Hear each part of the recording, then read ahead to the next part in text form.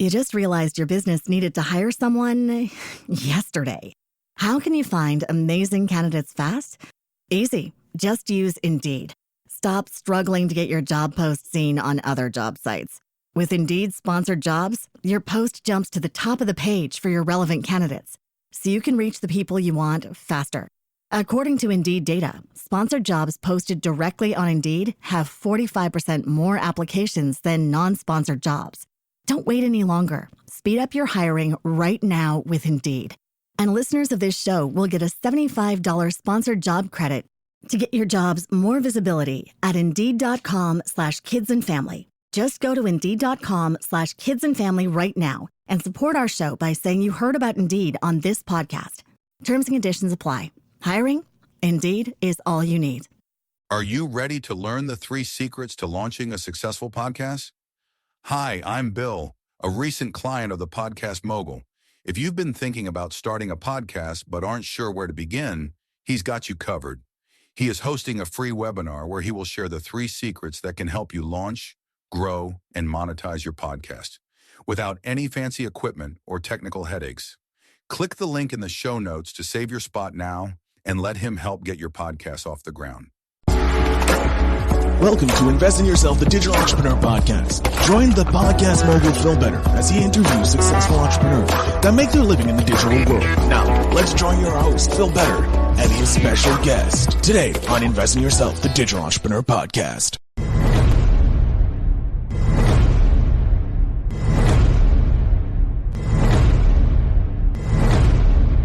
Ladies and gentlemen, welcome back to Invest in Yourself, the Digital Entrepreneur Podcast, a very special episode. This is the Startup Super Cup edition.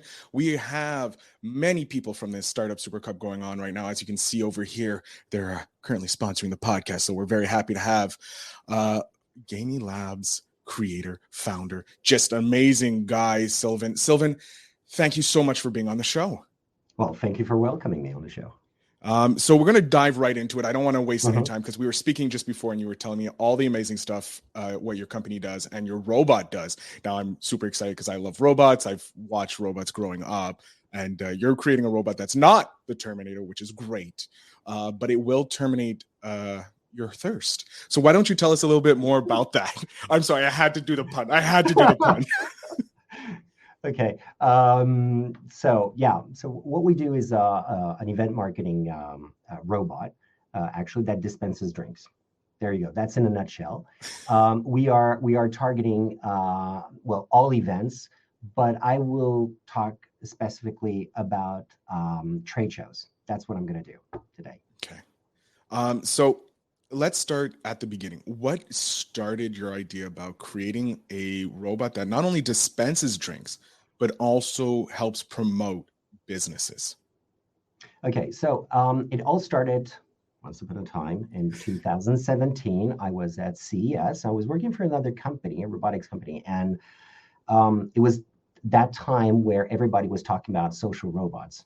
You wanted to interact with those robots, which is really cool, but it was not really possible to have a full interaction, like having a chat with the robot. You know, there were some limitations, and I came out of that show thinking, well, maybe we're missing something, and that something is maybe a tangible service, something that can be appreciated by the visitor or the participant at the attendee at an event. And so going from there, I remember I was in San Francisco, and I was at a cocktail event, and I did a pitch, and these investors were listening to me and thinking, okay, what does it really do? And I thought, okay, that's it.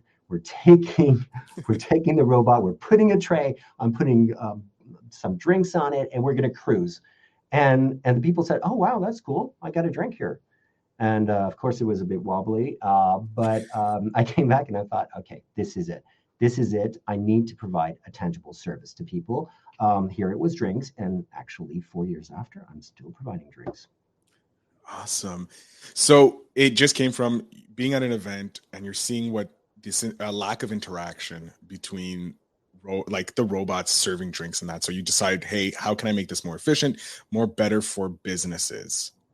Yeah, actually, it came. So it's the problem I'm addressing and solving is has nothing to do actually directly with the tangible service. It's a bit like when you're on Google. You know, when you're on Google, you want to make a search. You want to search something, and you love Google because usually they're pretty accurate. They bring out that specific information you're looking for.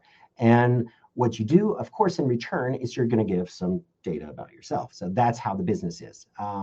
In a way, it's correlated, but decorrelated. I mean, it has nothing to do getting data on one side, having finding an information, but it works well. It's you give me this, I give you that. In events, like in trade shows, people came out of COVID, and we were used to have these big trade shows, a lot of people there and meeting and mingling and and doing business in the end.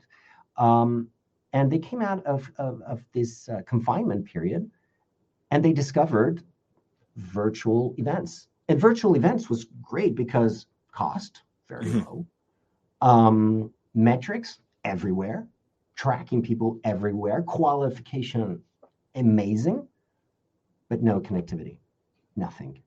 I could not know who was attending the same virtual event. It was really hard. It was not like random. It's not like, oh, I see this guy. Oh, maybe nothing, It was just on a screen. It was hard if there's 1,000 participants, obviously it's going to be hard to pick one random. It's really difficult. It's not easy. Everybody's saying this.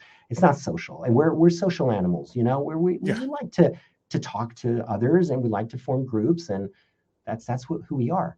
And so people came back to physical events. They're coming back right now. So we're helping these physical events making the ultimate comeback, because we need it. We need these physical events. We need to be there. But we love these metrics. We love the fact that we can qualify. We love these things that we learned from virtual events. And that's what we're solving. We're maximizing engagement. We are maximizing connectivity, and we have the metrics. And how do we do that? Well, it's quite easy, actually. If I'm a salesperson, I'm on my booth and an exhibitor, and I want to, talk to somebody in the aisle. I'm going to look, I'm going to judge. Am I going to talk to this guy, this guy, this guy, this guy? And at the end, I have 15 seconds basically to talk to him. I have 15 seconds. He's not going to give me much time. It's I either convince him right away or not. He might be, the type of person I want to connect to, or he might be not be the person to connect to. It's very hard. What we do with the robot is that the robot cruises. He cruises. So people are like, what is that? So you might have somebody from Ganylab, for instance, that's going to be there to take care of the robot, saying, well, just try, and he's going to try. That means that basically he's going to scan a QR code. He's going to go on a little mini website. He's going to scan his badge. Of course, he wants to identify himself, and then he has access to a menu. And what's great about it is that he's going to be able to answer like a quiz, let's say, about the company, the product, and the fact that he answered all these questions, he's starting to qualify. He's starting to say who he is, his level of knowledge, towards the brand. And all this information is great because you know who he is, and also it's a bit like a Google thing. But it's like a Google form. It's like a Google form, but at the same time, it's a game. And the game means you need a reward, and you need to have a good reward. You're not giving all this information for nothing. You want to have something in return. So in the end, you win, and you have a list of basically cocktails, and you have 30 to 40 cocktails. So it's really a lot of cocktails to pick from, and that might be the most difficult thing to do, to pick. And once he picked his drink, the robot will, like right on the spot, will serve the drink in 15 seconds. In a glass. So you just have to take it. So you didn't have to touch the robot. It's coronavirus free. It's non-discriminative. You could be anybody. You have access to all of that. It's just as long as you have a pass and a phone, you can get on. Exactly. Wow. And the sales, it's great because at least you can talk to somebody. And that person is there and is willing to talk because, hey, okay, I've done all this, but now I have my reward. And I'm there to chat. And, it's cool. And that's what we want. We want people to connect. And that's something that we're missing. I see so many people who are like in the aisle. So the sales rep don't know, the guys don't know if they can talk or not, if it's interesting. We want to socialize. So all of this is basically, once again, maximizing the engagement because that person now knows the brand and will know more than before. And at the same time, we'll be able to connect to the people. And that's what we want. And at the end, we have the metrics. We know the people have been there, and we know a lot about the people. Wow. So it's a win-win situation. Everybody wins. It's cool. There's a great experience for the participant. He really interacted with a robot. He had something that will always be different because he can pick at another time, another drink. Maybe it'll be there'll be different ingredients and different drinks, and it's always a renewed experience. So it's personalized. It's fantastic for everybody. Wow. So my question is, with your robots, is the trade show hiring you, or is it individual booths that are hiring you? It's exhibitors, yeah, exhibitors. Even better. Yeah, they hire you, and the organizer, of course, is happy as well because that means something is happening in the show, and that's great for them as well. You know, they want things to happen. They want to. In these shows, you need to provide an experience. Yeah. That's what you want. You just don't want people to be like zombies in the alleys. You really want something to happen. It's like, it has to be a bit of entertainment, even if it's business. You know, you need to create this connection. So, I having been in the convention side for like more comic books and entertainment side, I understand how boring it can be and how hard it is to attract people to your booth. So knowing that you have this not free, but pretty much this robot just going around interacting for you, giving advice, giving an amazing service and fun, because who doesn't want to play a game and then get a free drink, or in essence a free drink from it? And it's a cocktail drink, so it's something that you pick. So it's something you're not going to find anywhere in a trade show. I mean, nobody is installing a full bar. No. I mean, I guess some people might do it, but it's very rare. And it's not taking 15 seconds. You're not getting your drink in 15 seconds. You're getting your drink maybe in a minute, 2 minutes, but it depends on how many people are at the bars. And you have a queue, and you need to wait. Not only to get the drink has to be made, but also you need to queue. But this is 15 seconds top. Actually, we can even go a little bit lower. It depends of the drink. If it's just a apple juice, it's 2 seconds, it's done. Versus, a very complicated drink, we'll take the 15 seconds. So I want to know a little bit more about you and where you come from. Like, how did you come into the robotics world? I'm guessing you weren't just dropped in and said, here's robotics, have fun, bye. I'm betting there's a bit of a story behind that. So let us know. Yeah, there's a story. Well, as you can see, I'm a bit, my hair is gray, white beard. I'm not trying to hide it. So I've been around for some time, and I spent 15 years in the consumer electronic business.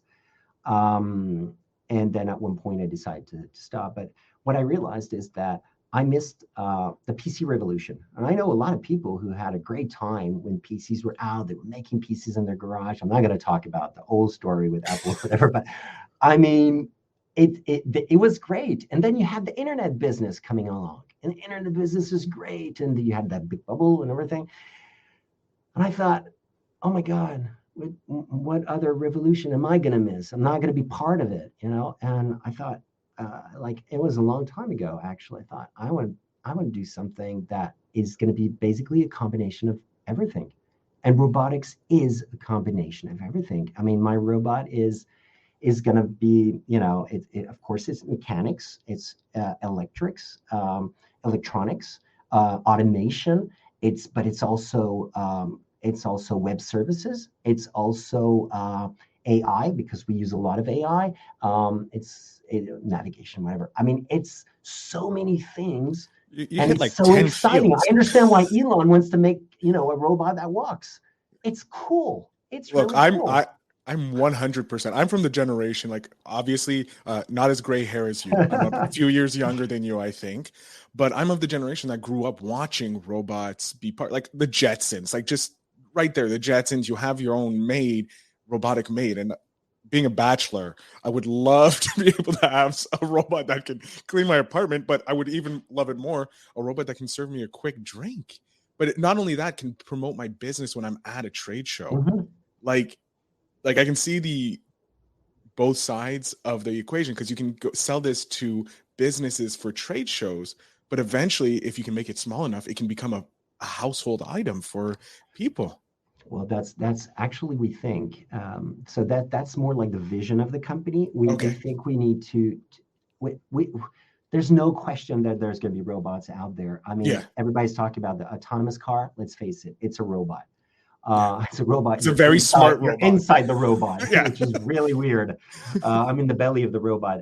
But it's about robots have to be, I think, for consumers, so for everyday life, they have to be useful. That's the first thing. It's quite difficult, and there's a lot of constraints. It has to be as well engaging in the fact that there's you really want to use it. There's no problem. It's like natural, you know.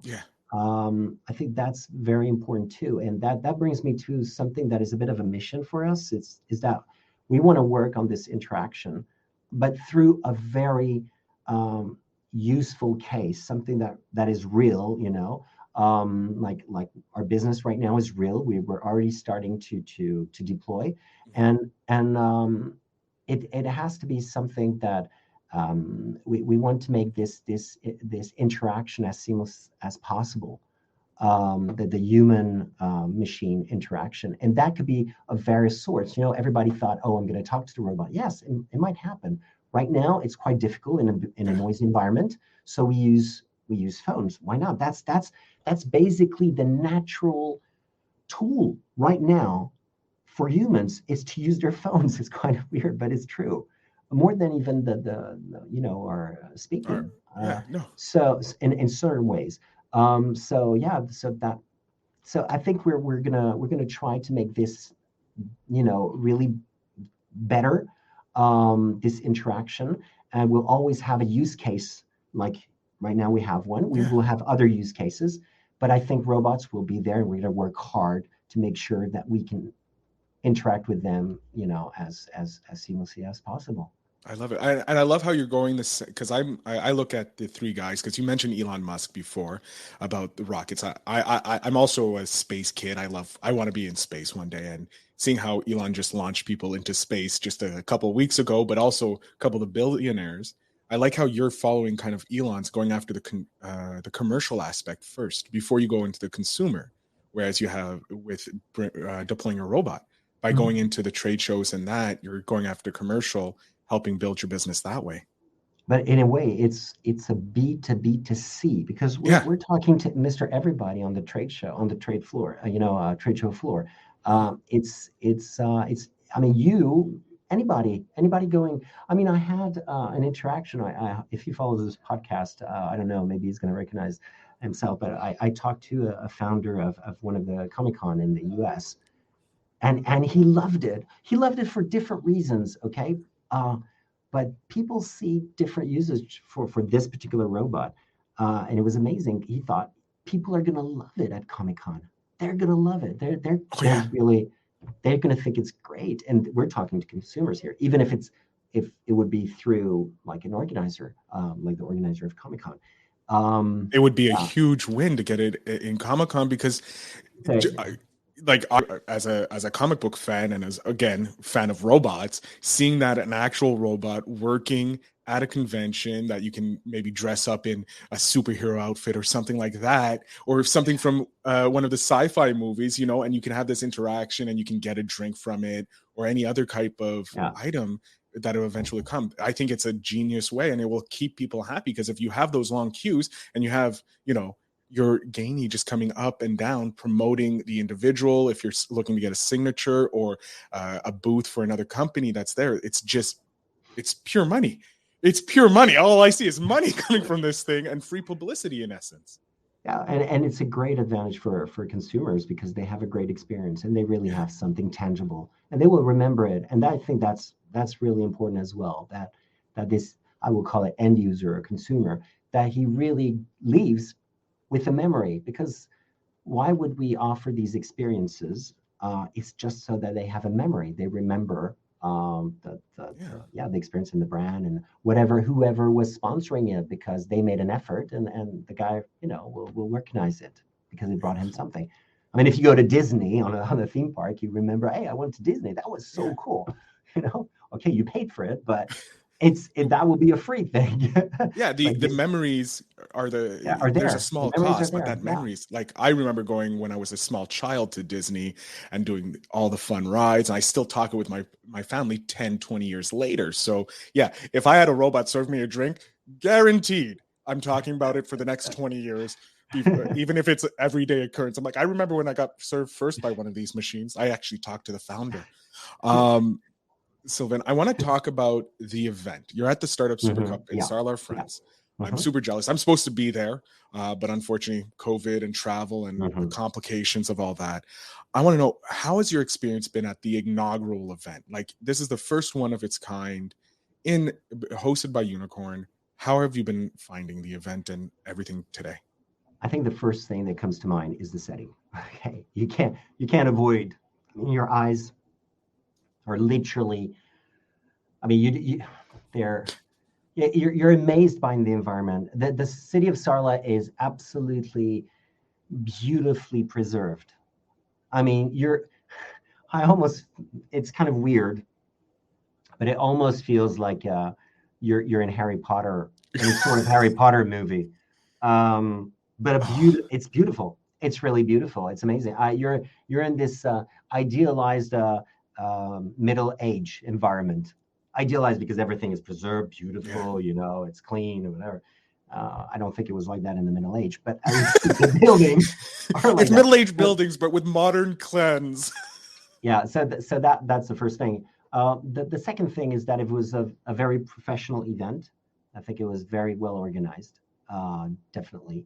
And the second thing, I've seen, I'm a startup looking for investors right now and raising money. And I didn't pitch today. I'm going to pitch tomorrow. So wish me good luck.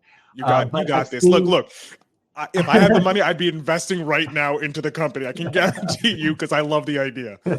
But I've seen these guys presenting, and it was a very good selection of startups so far. I'm going to be part of the ones tomorrow, but it's a 2-day event, and the questions were very very precise, meaningful, and the interaction was great. You learn a lot about the others.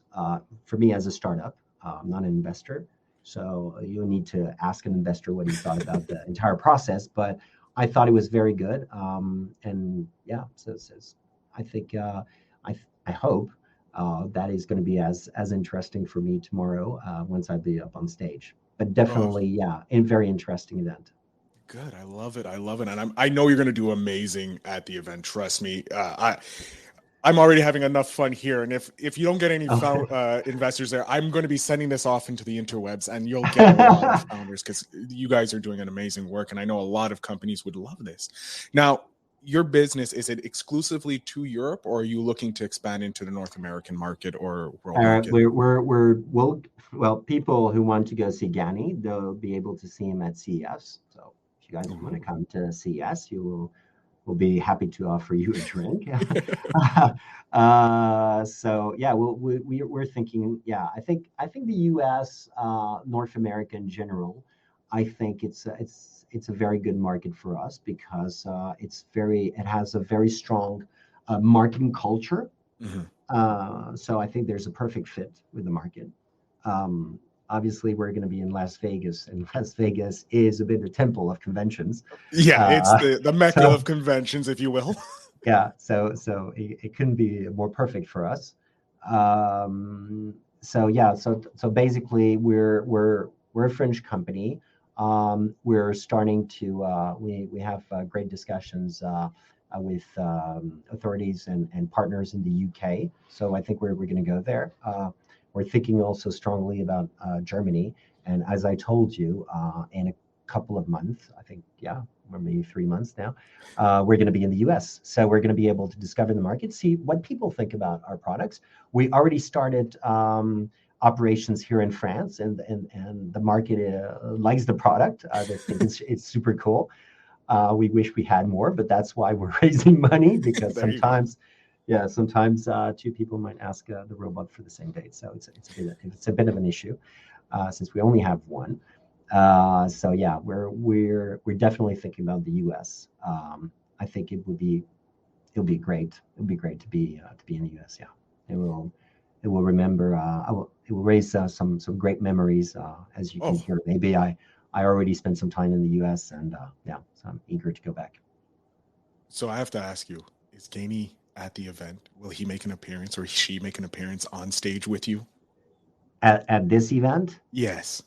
Or is he No, he's out no. working, he's earning his living right now? He's not at work. He's not at work, but we're because we have a high demand of Gany, and we have only one Gany right now. Even if it has been an evolution of several prototypes, and so we're trying to limit. That's why it's very difficult right now because we want to make some improvements, and that's always going to happen.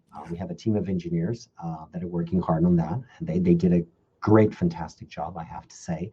And after, of course, we have some events we want to attend just to promote the robot, like CES, for instance. If you think about CES, it's almost 2 months out because you need to ship it, bring it back, whatever. So all of this, so it's we could not make it to this event, but definitely, I mean, if we were re-invited, we could do it. Yeah.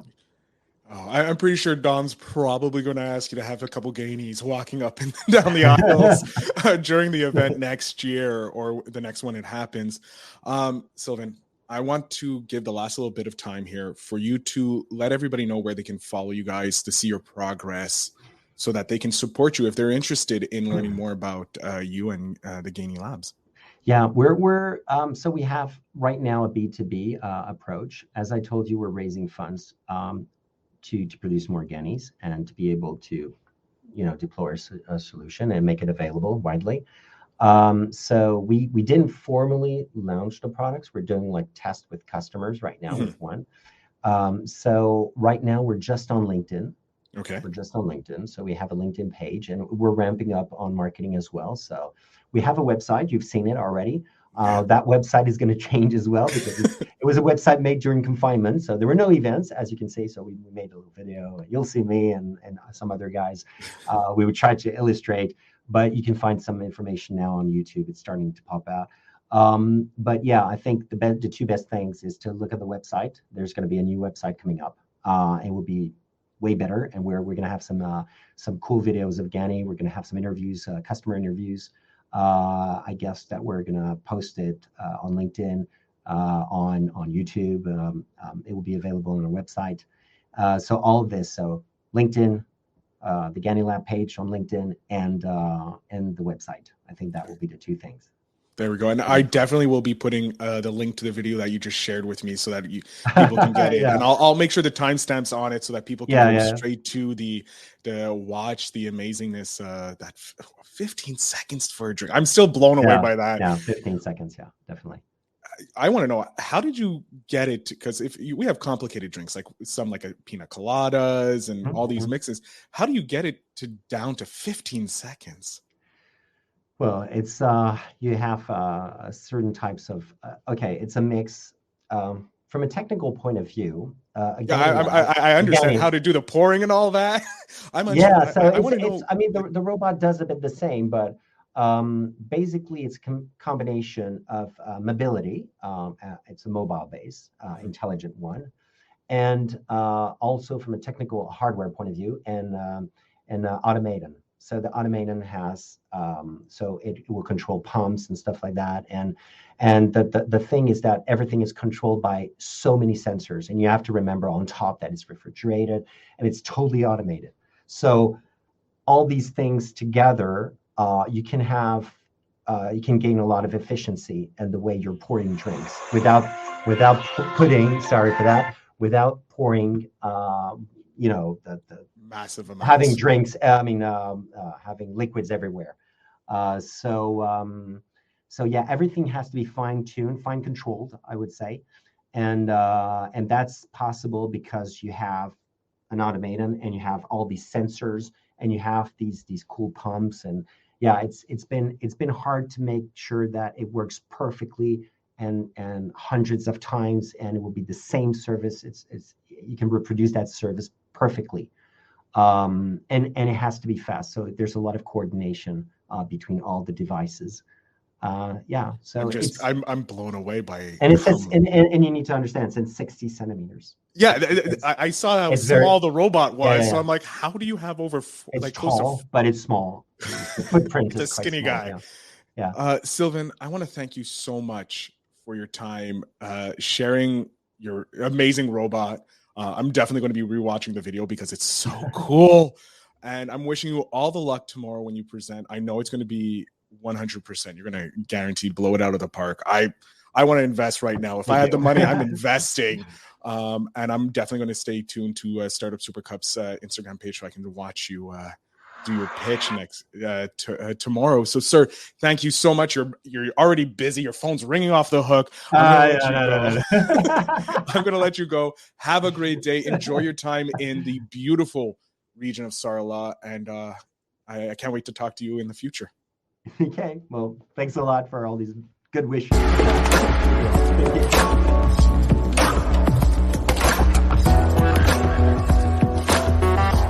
Thanks for tuning in. Now it's time to take the next step. When you're ready to dive deeper into how to launch, grow, and monetize your podcast, Phil's got something special for you.